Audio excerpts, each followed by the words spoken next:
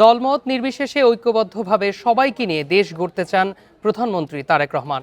ঈদ উল ফিতর উপলক্ষে রাষ্ট্রীয় অতিথি ভবন যমুনায় সর্বস্তরের জনগণের সঙ্গে শুভেচ্ছা বিনিময়কালে একথা বলেন তিনি।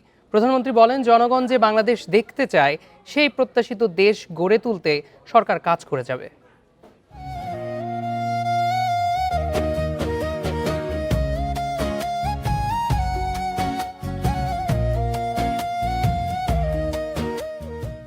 রাষ্ট্রীয় অতিথি ভবন যমুনায় প্রথমে বিদেশি কূটনীতিকদের সঙ্গে শুভেচ্ছা বিনিময় করেন প্রধানমন্ত্রী তারেক রহমান।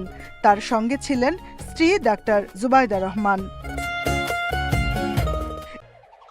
আগের মতোই clean. Berger easy clean fresh, দেয়ালে দাগ থাকবে না, রাখবে সুরভিত।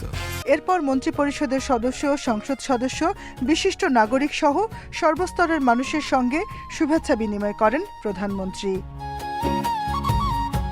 17 বছর লন্ডনে অবস্থানের পর দেশে তারেক রহমানের এটি প্রথম ঈদ উদযাপন।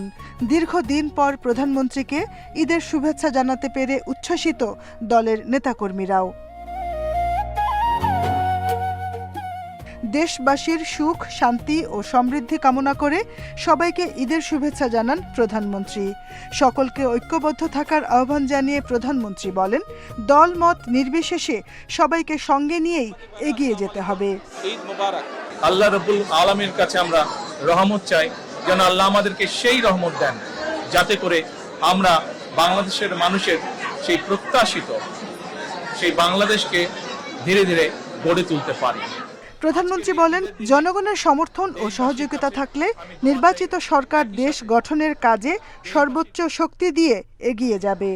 দেশবাসীর কাছে আমি অনুরোধ জানাবো যে আপনাদের সহযোগিতা যদি থাকে, ইনশাল্লাহ আপনাদের এই নির্বাচিত সরকার দেশকে আপনাদের চাওয়া অনুযায়ী দেশ গঠনের কাজে সর্বোচ্চ শক্তি দিয়ে চেষ্টা চালিয়ে যাবে। সকলকে আমি আবারও ঈদের শুভেচ্ছা জানাই।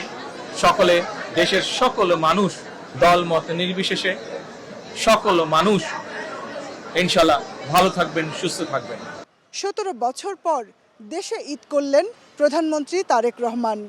জনগণকে ঈদের শুভেচ্ছা জানিয়ে প্রত্যাশিত বাংলাদেশ গড়তে সবার সহযোগিতা চাইলেন প্রধানমন্ত্রী। যমুনায় ঈদ শুভেচ্ছার পর পরিবারের সদস্যদের নিয়ে জিয়া উদ্যানে শহীদ রাষ্ট্রপতি জিয়াউর রহমান ও বেগম খালেদা জিয়ার কবর জিয়ারত করেন প্রধানমন্ত্রী।